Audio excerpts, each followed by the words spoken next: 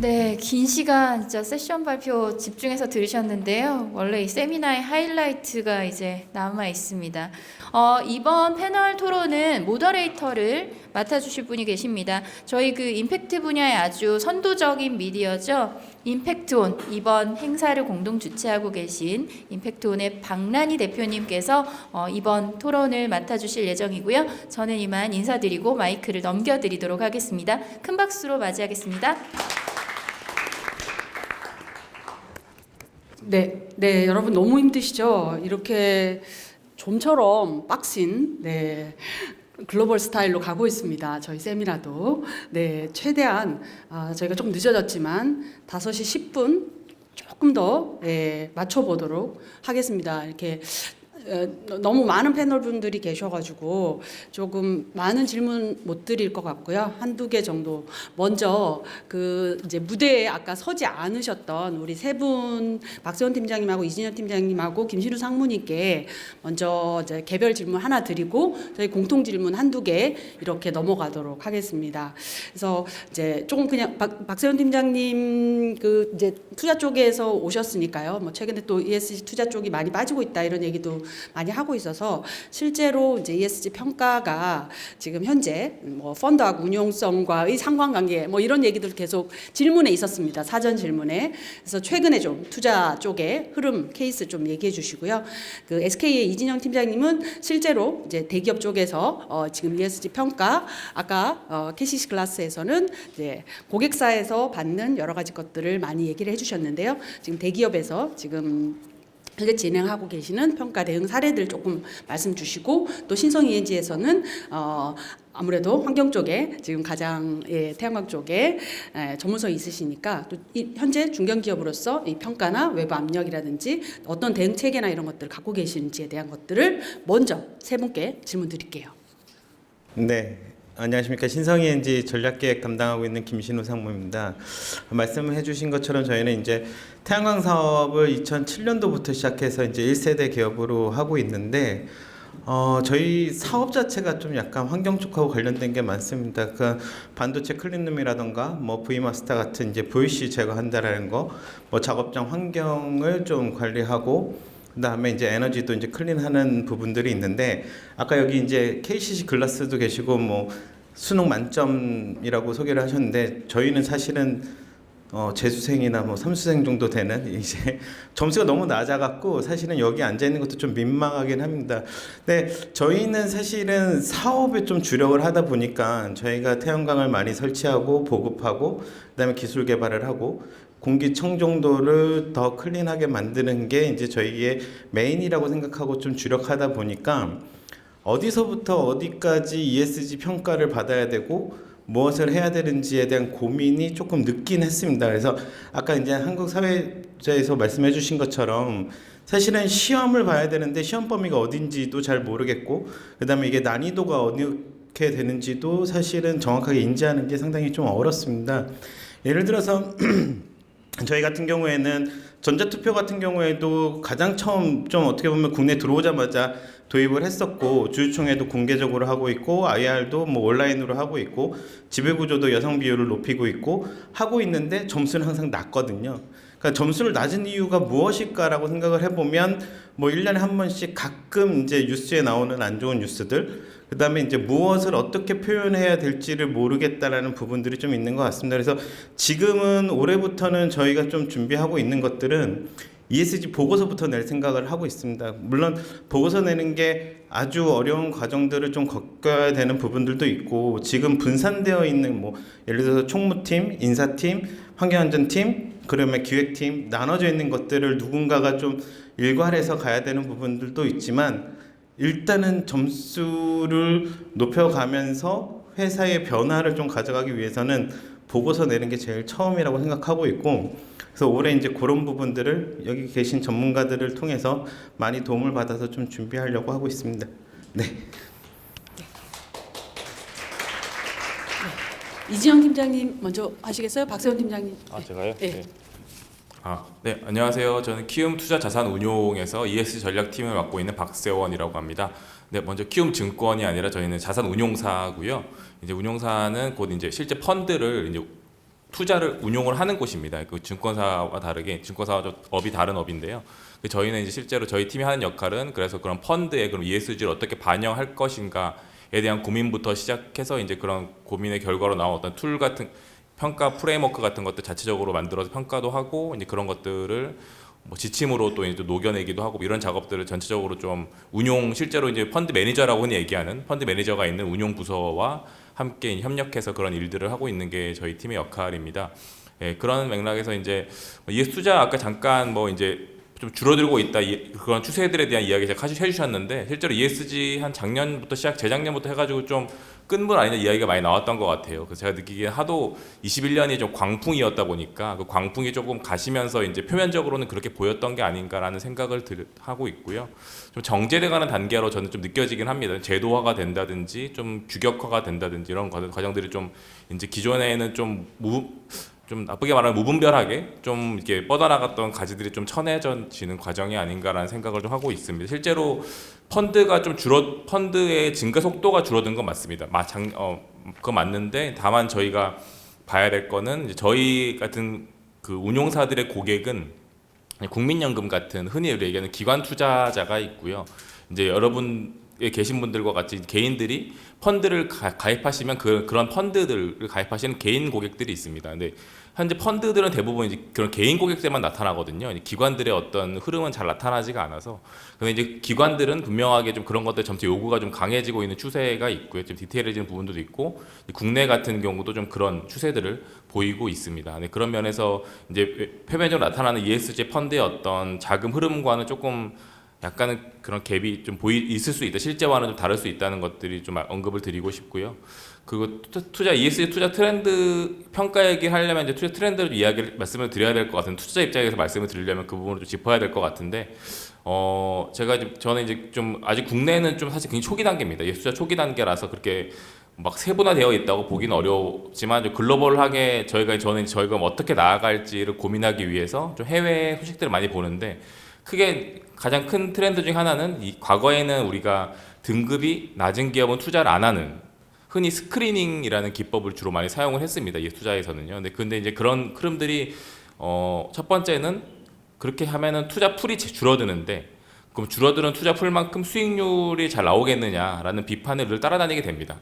그 메인스트림에서 그런 부분에 대한 어떤 그런 부분에서 쉽지 않은 부분이기도 하고요. 또 ES 등급에 대한 약간의 어떤 등급 자체가 갖는 의미에 대한 좀 회의도 있습니다. ES 등급은 워낙 많이 섞여 있다 보니까 그러면 환경이 좋고 사회가 안 좋은 기업, 사회가적 환경이 안 좋은 기업, 둘 다 무난한 기업, 세 개가 다 점수가 똑같으면은 어디가 진짜 ES를 잘하는 기업일까 이런 고민들이 사실 생기게 되는 거거든요.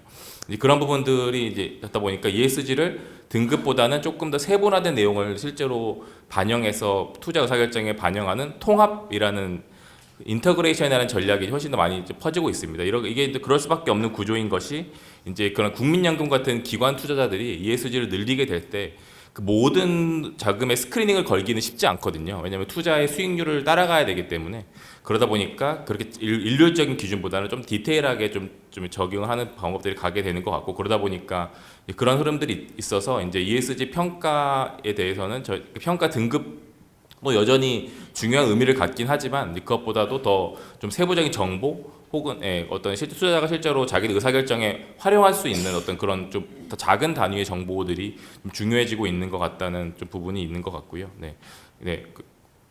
그 정도인 것 같습니다. 제가 추가로 좀 말씀드려야 있을까요? 네, 알겠습니다. 네, 이상입니다. 네. 안녕하십니까. SK 주식회사의 이신영입니다. 앞서서 질문이 이제 대기업에서의 평가 대응에 대해서 말씀해달라고 하셨는데요. 다 평가 대응하는 거는 다 똑같은 것 같습니다. 그래서 앞에 이제 사례에서 말씀하셨던 것처럼 구축 TF를 만들고 이렇게 진행을 했는데요. SK 주식회사 같은 경우는 좀 오래 진행을 했습니다. 그래서 2012년부터 그 지속 가능 경영 관련 전담 조직이 있었고요. 그래서 현재 그 DJSI는 12년 연속 그 DJSI 월드 편입이 되어져 있고 또 올해는 인더스트리에서 1등을 하고 있고요.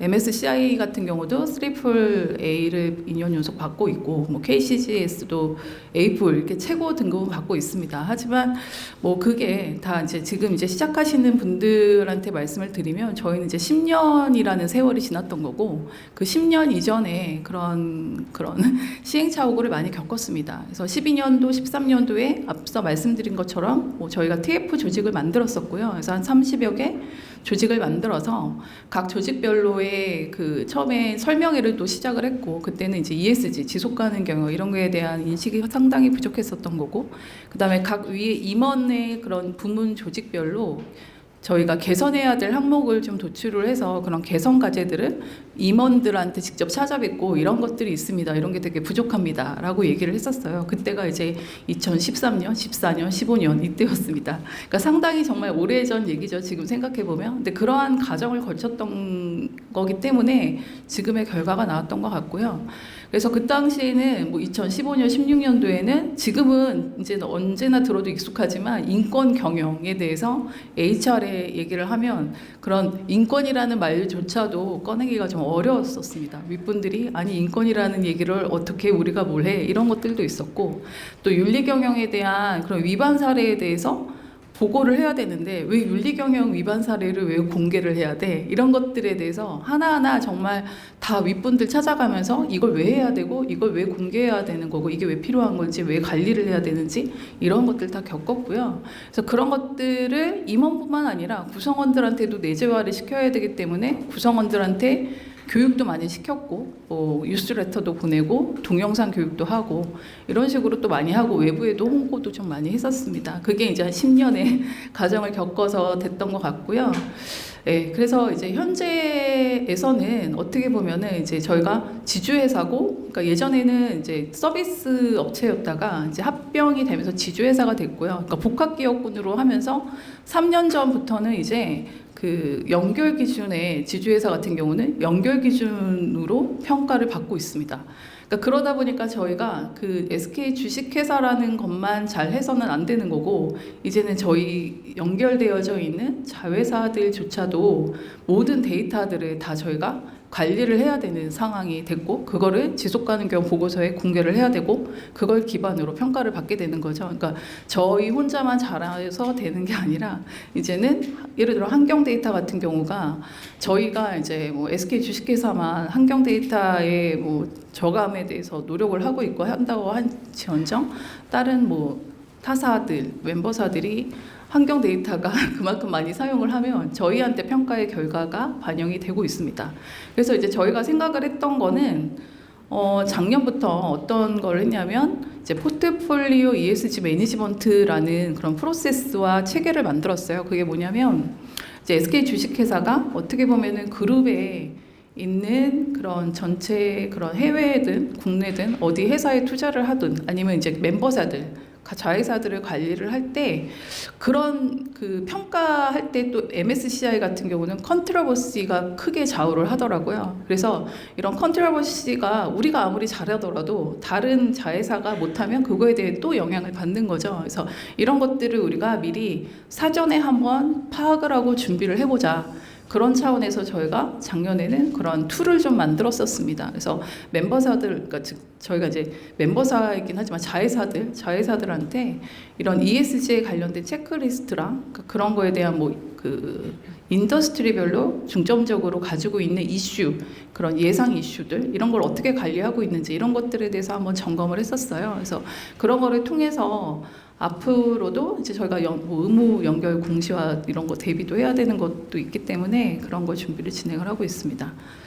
네, 네 그래서 뭐 그런 과정을 거쳐가지고 지금까지 좀 온 것 같고요. 그 다음에 이제 또 가장 큰 게 어려운 거는 환경과 사회도 있지만 가버넌스 측면에서는 또 어떻게 보면은 되게 SK가 선도적으로 또 진행을 하고 있어요. 그래서 그런 이사회 분들 SK 이사회 분들을 대상으로 뭐 1년에 한 번씩 경영층이 이제 뭐 모여서 같이 우리 이사회 분들이 그런 SK에 대해서 각 사에 대한 사업이든 이런 것도 잘 알아야 된다. 그래야지 어떤 의사결정도 할 수가 있고 그 다음에 그런 것들에 대해 의견도 개진할 수가 있다라는 측면도 있어서 그런 큰 그런 협의체가 또 있습니다. 그러니까 그런 측면에서도 외부에서 평가기관이든 해외에서도 많이 인정을 받고 있는 것 같고요. 그래서 전반적으로 뭐 가버넌스나 환경사회 이런 측면에서 골고루 좀 어떻게 보면 앞서가려고 하고는 있는데요. 그게 이제 해외에서 어떻게 보면 평가하는 그런 트렌드에 맞춰서 하다 보니까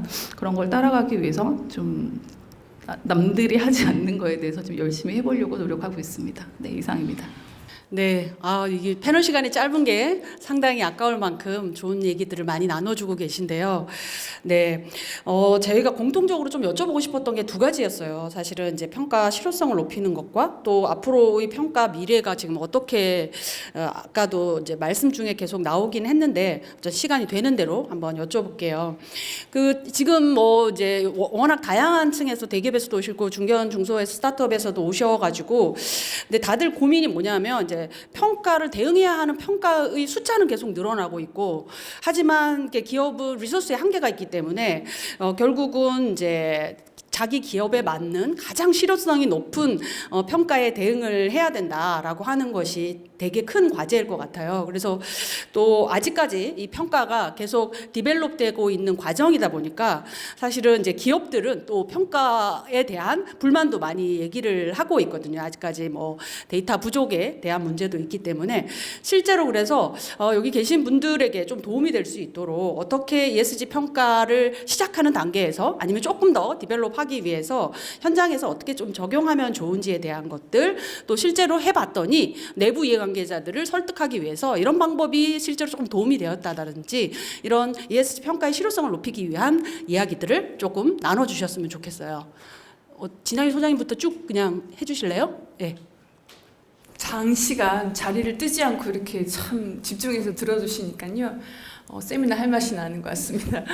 그 KCC 글라스에 우리 한 팀장님께서 참 좋은 사례를 저는 소개해 주셨다고 생각이 들어요. 그러니까 이제 여러 가지 평가 모델들 살펴보면 사실은 이제 ESG 핵심 이슈라고 하는 게 대부분 사실 좀 대동소이한 측면은 분명히 좀 있긴 합니다. 근데 이제 글로벌 평가 기준이나 글로벌 모델은 사실은 그 비상장사나 아니면 해외에서는 이제 굳이 관심을 갖지 않는 좀 중견기업 입장에서는 사실은 이제 국내의 평가 모델이나 CDP나 이제 에코바디스 같은 형태의 이제 모델들을 참고해서 우리 회사의 핵심 이슈가 뭔지를 먼저 분석을 하고 그걸 가지고 우리 내부의 어떤 정책들을 수립을 해서 리스크를 식별하는 거가 가장 첫 번째인 것 같습니다. 이제 그걸 위해서 내부 또 임원진 분들이라든지 결국 이제 탑 매니지먼트의 실행 의지가 가장 큰 그 설득의 요인이고요. 그게 또 그 ESG 경영을 실무적으로 해나가는 데서 첫 단추라는 생각이 듭니다. 거기서 일단 필요한 데이터 세트를 만들어 놓으면 어떠한 평가의 그 툴이 와도 사실은 이제 증빙이나 데이터나 이런 정성 데이터, 정량 데이터로 충분히 대응할 수 있기 때문에 그런 측면에서 체크리스트를 가지고 우리 해당하는 리스크를 식별하고 정책을 만들고 그다음 실행해 나가는 것, 이러한 접근이 필요하지 않나 이렇게 생각이 듭니다. 네.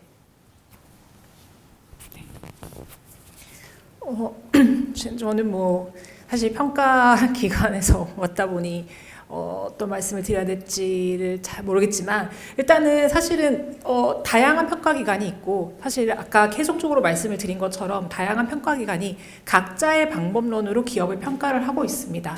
그렇기 때문에 저희 입장에서 S&P 글로벌의 입장에서는 이런 다양한 평가 기관들이 있는 거는 사실 굉장히 환영할 만한 일이라고 얘기를 하고 있어요. 사실 한 가지 방법으로 한 기업을 평가를 하게 된다면 사실 평가 자체는 의미가 없다고 보고 있고요. 네, 아까 조금 전에 말씀 주셨던 키움 자산 운용에서 팀장님께서 말씀 주셨던 것처럼 투자자의 입장에서는 저는 조금 다르다고 생각을 합니다. 투자자 입장에서는 더 이상의 ESG 점수가 A뿔, 뭐 100점, 80점 이렇게 점수로만 기업을 평가를 하고 있지는 않는 것 같아요. 이제 조금 더 구체적으로 데이터 포인트에 대한 이제 관심도가 높아졌다고 얘기를 하고 있거든요. 그렇기 때문에 투자자에게 조금 더 접근하기 위해서 우리 기업이 이런 것들을 잘합니다 라는 것들을 강조를 하기 위해서는 데이터 포인트를 자세하게 가지고 있다면은 그런 것들을 조금 더 잘 보여질 수 있는 이제 평가 기관을 선택을 하셔서 그게 저희 S&P 글로벌입니다만 이제 잘 대응을 하시면 좋을 것 같습니다. 네, 저는 이제 투자자 측면에서 잠깐 말씀을 주셨지만 이어서 조금 더 말씀을 드리면은 아까 말씀드린 것처럼 이제 ESG 펀드 같은 경우는 ESG 전체에 대한 등급이 여전히 아마 중요할 것 같긴 해요. 왜냐하면 그 가장 눈에 그냥 어떻게 보면 게으르고 편한 방법이긴 하거든요. 투자 이제 펀드가 선택할 수 있는 ESG 펀드라고 했을 때 ESG를 고려할 수 있는 가장 강력하면서도 가장 편한 방식이기 때문에 그렇게 갈 수 있을 것 같은데 아까 말씀드린 것처럼 이제 더 많은 투자자들이 ESG를 적용하기 시작할 때는 이런 식의 방식이 아니라 세부적인 데이터를 녹여내는 방식으로 갈 거고요. 이제 거기서 가장 중요한 건 기후 리스크가 될 거라고 저희는 보고 있습니다. 왜냐면은 이제 그 아직 국내는 그런 단계가 올 거라고 믿고 있긴 한데 이제 그 해외 같은 경우는 주요 운용사들 연기금들이 자기네 포트폴리오의 우리가 금융 배출량이라고 표현을 합니다. 금융 배출량을 줄여나가는 목표들을 세우고 있거든요. 이제 국민연금 같은 경우가 이제 그 작업을 하게 되면 파급력이 클 것 같은데 그렇게 되면은 이제 그 그러니까 온실 배출량이 높은 기업들 같은 경우는 특히 이거를 감축하는 거에 대한 구체적인 대응 같은 것들이 없으면은 이제 분명하게 이제 포트폴리오 배출량을 줄여나가는 과정에서의 어떤 투자 측면에서는 불이익을 받을 수 있는 구조가 좀 더 강력해지지 않을까라는 생각을 하고 있습니다. 그래서 아까 말씀드린 것처럼 통합이란 전략에서는 꼭 등급 자체가 중요한 게 아니라 정말 진짜 머테리얼 리스크가 뭐냐가 중요하기 때문에 너무 만약에 전체를 다 하기가 어려운 상황에서는 오히려 좀 중요한 것들 포커스를 맞춰나가 하는 게 좀 더 맞지 않나라는 생각도 좀 하게 됩니다. 네. 네, 실제로 현장에서 기업분들이 그런 고민 되게 많이 하시는데요. 저랑 이제 함께 이제 ESG 고민한 고객 중에서는 키 어카운트가 20군데인 기업이 있습니다. 그러면요, ESG 평가가 오딧 형태든 뭐 글로벌 평가든 20개를 대응하셔야 된다는 의미예요. 저는 앞으로 이런 기업들이 굉장히 많아질 거라고 생각합니다. 그리고 많은 이해관계자분들이 이제 평가를 대응하시는 입장에서 평가가 좀 통일되면 좋겠다, 어떤 기준들이 일원화됐으면 좋겠다라는 얘기를 해주시는데요. 사실 저도 주식도 투자하고 투자자, 개인 투자자 관점에서도 어떤 기업이나 조직을 평가하거나 개인을 평가할 때마저도 다 가치관이 있는 것 같습니다. 그러다 보니까 ESG라는 지속 가능성이라는 문화가 활성화될수록 투자자들도 그렇고 이해관계자들도 그렇고 집중하는 저는 ESG 포인트가 다를 거라고 생각합니다. 어떤 조직은 기후 변화가 너무 중요하고요. 어떤 곳은 노동 및 인권이 중요합니다. 어떤 조직은 반부패가 굉장히 중요할 수 있거든요. 그러다 보니까 저는 좀 관점을 바꿔서 평가에 대한 두려움을 없애시라고 말씀을 드리고 싶어요. 그래서 이거를 뭐를 할까 고민하기보다는 우선 질문지를 다운 받아보십시오. 네, 그래서 한번 쭉 훑어보세요. 그러면 정말 감이 오실 수 있거든요. 그래서 저도 많은 고객분들한테 그런 얘기를 드릴 때가 있어요. CDP 컨설팅 받아야 될까요? 아니요, 그냥 우선 한번 해보세요. 네, 처음 뭐 점수가 중요한 게 아니잖아요. 예, 한번 해보시라고 말씀을 드리고요. 그래서 기회가 되는 한 공급망 체인 쪽에서의 산업별 체크리스트, RBA 같은 것들이 있고요. 다양한 것들이 있습니다. CCFD 뭐 굉장히 많고요. ISSB 되게 많아요. 예, 근데 이게 가이드 측면일 수도 있고 실제 체크리스트 그러니까 그 체크리스트가 보이는 경우도 있는데 그런 것들을 믹서기에 다 넣으십시오. 네, 그래서 한번 쭉 보시는 게 저는 더 중요하지 않을까 생각합니다. ESG 평가 결과를 활용하길 원하는 최종 수요자 목적에 따라 평가 기관이 다양하게 구분된다고 말씀을 드렸고요. 저희는 고객사, 여러분들이 속한 회사의 고객사가 어디이고 그리고 여러분들이 상장사인지에 따라서 어디에 평가를 집중을 해야 될지 아마 선택하실 수 있다고 보입니다. 여러분들이 환경규제나 EU 공급망 실사 또는 수출 기업에 해당되는 분이시라면 공급망 ESG 평가에 적극적으로 대응을 하셔야 되고 상장사이시라면 그 ESG 공시 의무화 대상이시라면 ESG 공시 의무화에 따른 ESG 평가가 개량화됐고 ESG 평가 결과뿐만이 아니라 ESG 평가 항목 내에 있는 평가 문항을 ESG 펀드 매니저들이 좀 더 공신력 있게 평가해서 펀드의 ESG 회사의 기업 가치에 어떤 할인율이라든지 밸류들의 가치 평가에 반영을 함으로써 결국에는 기업 가치에 연동하려는 움직임이 앞으로 더욱 거세질 것으로 보입니다. 따라서 회사별로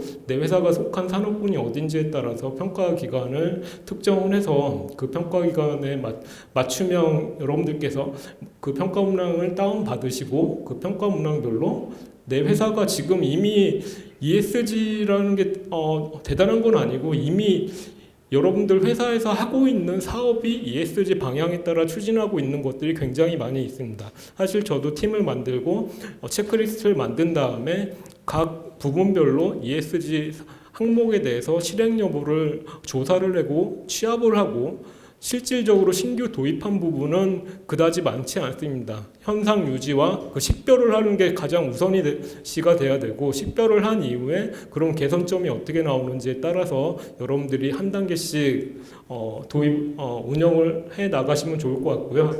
제 옆에 계시는 SK 팀장님께서 너무 좋은 말씀을 해주셨는데 저희는 이제 2020년에 이제 회사가 신설해서 상장됐고 현재 이제 3년차 된 법인입니다.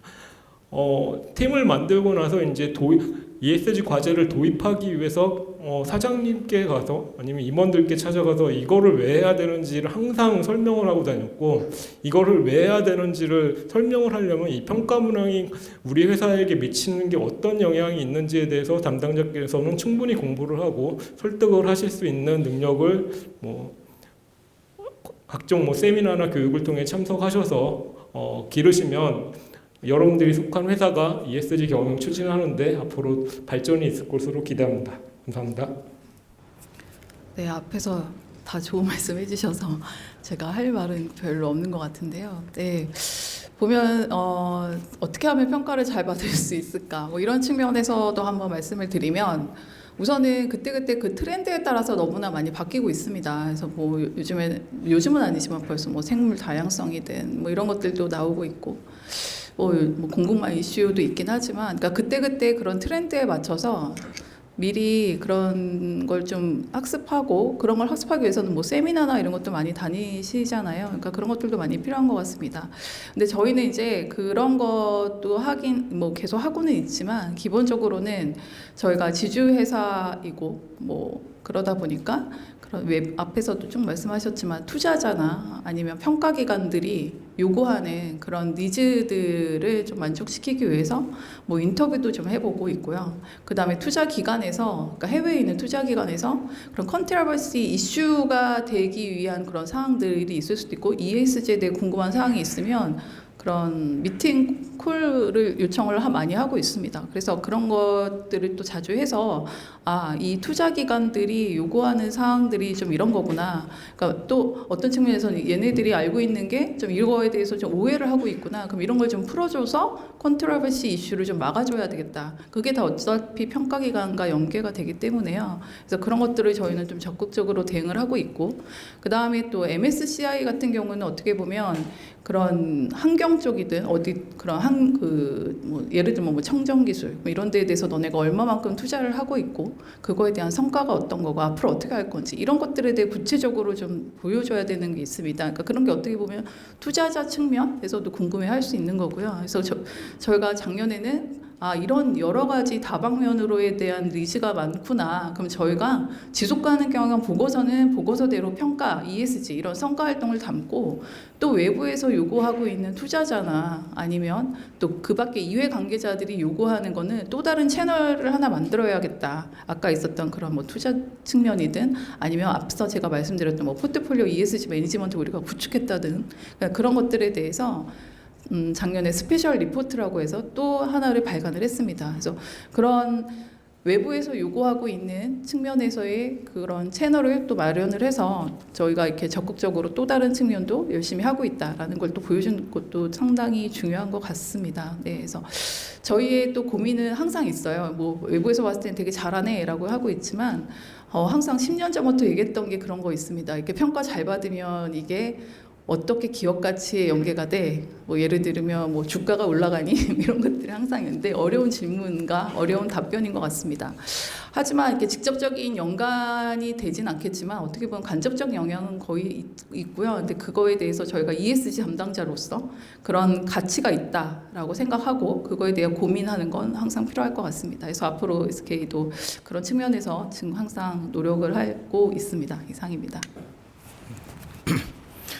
네, 제일 마지막이라서 참 어떻게 그러니까 저희 같은 규모, 그러니까 저희가 이제 작년에 자산이 5천억이 넘어갔고 이제 중견기업으로 이제 되어 있는데 아마 거의 비슷할 겁니다. 저희가 작년에 주로 저희가 반도체 쪽으로 나가다 보니까 국내의 반도체 회사 두 군데로부터 ESG에 대한 이제 평가를 이제 개별적으로 받기 시작했고요. 그래서 이제 시뮬레이션을 돌리고 저희의 갖고 있는 것들을 가지고 사전 평가를 한 다음에 뭐 컨설팅도 진행하는 과정이 있었는데 생각보다 평가를 받는 게 준비되지 않은 상태에서는 좀 빡셌습니다.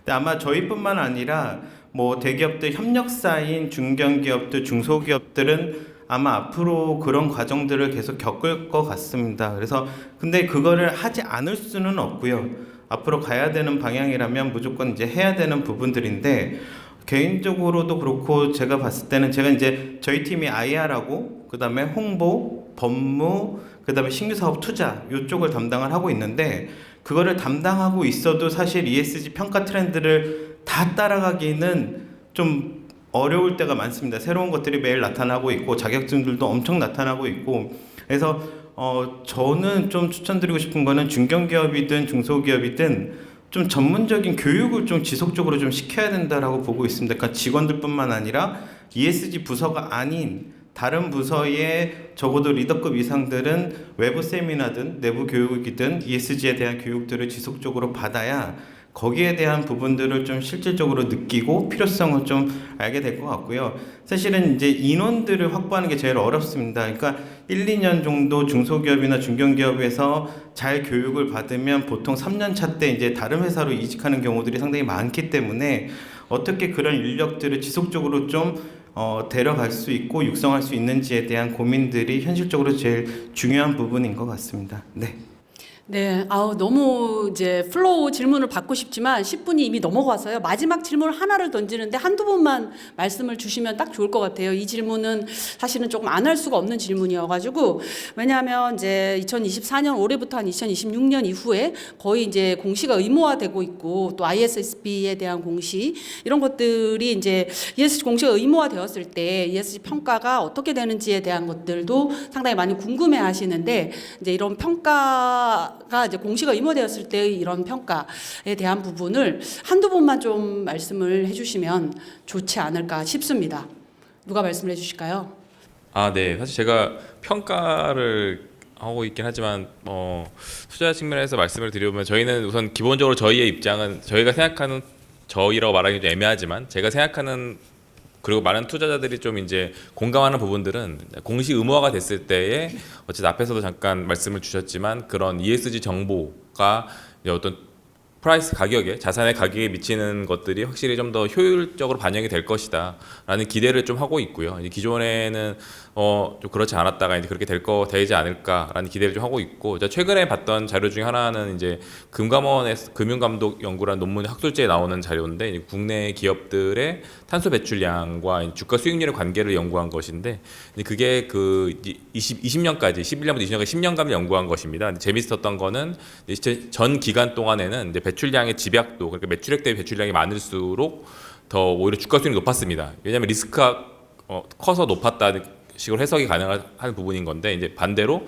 18년부터 20년까지는 또 오히려 집약도가 낮을수록 주가 수익이 높았거든요. 그 음의 관계가 양의 관계가 음의 관계로 바뀌었습니다. 이런 부분들이 보면서 저는 약간 이런 공시나 제도들이 확실히 투자자들의 어떤 심리, 투자자들이 그 바라보는 관점들을 바꾸기 때문에 그런 부분에서 상당히 좀 영향이 있는 부분들이 있지 않을까라는 생각을 해서 ISSB 공시도 이제 그런 측면에 상당히 좀 그런 투자에 갖는 그러니까 ESG 어떤 정보나 평가가 투자에 갖는 영향을 좀 더 강화시키지 않을까라는 기대를 좀 하고 있습니다. 네. 네. 서욱 대표님? 네. 사실 제가 받은 질문이긴 했었어가지고요. 네, 그러니까요. 책임감을 느끼고 네, 말씀드리겠습니다. 해주세요, 마지막. 피하려고 했는데 이제 평가를 하다 보면은요, 저도 이제 검증을 하기도 하는데요, 되게 의문이 들어요. 이 데이터가 진짜일까? 네, 그렇거든요. 근데 저는 실제로 이런 공시 제도들이 많아지면 많아질수록 평가를 할 때 그 성과 데이터나 이런 것들에 품질이 올라갈 것이라고 보고 있긴 합니다. 예, 기업들은 굉장히 힘드시겠지만요. 그래서 조금 더 신뢰성 있는 자료들과 저는 이제 ESG 빅데이터라고 얘기를 드리고 싶어요. 왜냐하면 이런 데이터들이 결국은 이제 그 개연성이 있어지고 연도가 늘어날수록 사실 저희가 데이터에서 의미를 찾게 될 거라고 생각을 합니다. 그런 의미에서 저는 평가 품질이 높아지고 여기에 있어서는 또 하나 중요한 포인트는 근래 이제 글로벌 평가들은 다 눈치채셨겠지만 다 연결이 되고 있습니다. 그래서 에코바디스를 평가해도 CDP를 들어가게 되고 이런 거죠. 예, 다 이게 연계가 되다 보니까 이런 공시들이 저희가 좀 피로감은 있겠지만 분명히 평가자 입장이나 평가 대응 입장에서도 어떤 부분에 있어서는 데이터 품질을 확 올리는 이런 계기가 될 수 있을 거라고 보고 있습니다. 네. 아, 네. 이렇게 마무리 발언까지 아름답게 해주셔서 정말 감사합니다. 제가 지난 연말에 모 대기업이에요. 네. 온실가스를 많이 배출하는 대기업인데요. 일주일 동안 싱가포르에 가서 ESG만 IR을 일주일을 했다고 합니다. 15개 글로벌 투자자들을 대상으로. 이제 많이 바뀌고 있는 워낙 그쪽에서 어떤 ESG에 대한 평가나 데이터나 자료에 대한 요구가 많아서 실제로 팀들이 날아가서 했다고 하더라고요. 그래서 앞으로 ESG에 대한 공시나 평가에 대한 이러한 뾰족함들이 더 강화되면 강화될수록 이걸 빨리 준비하는 기업과 늦게 준비하는 기업의 격차가 많아질 것이라고 생각을 하고요. 오늘 그런 측면에서 여러분 오늘 긴 시간 동안 정말 고생 많으셨습니다. ESG 평가 제대로 알고 제대로 받자. 오늘 컨퍼런스 여기서 마치겠습니다. 감사합니다.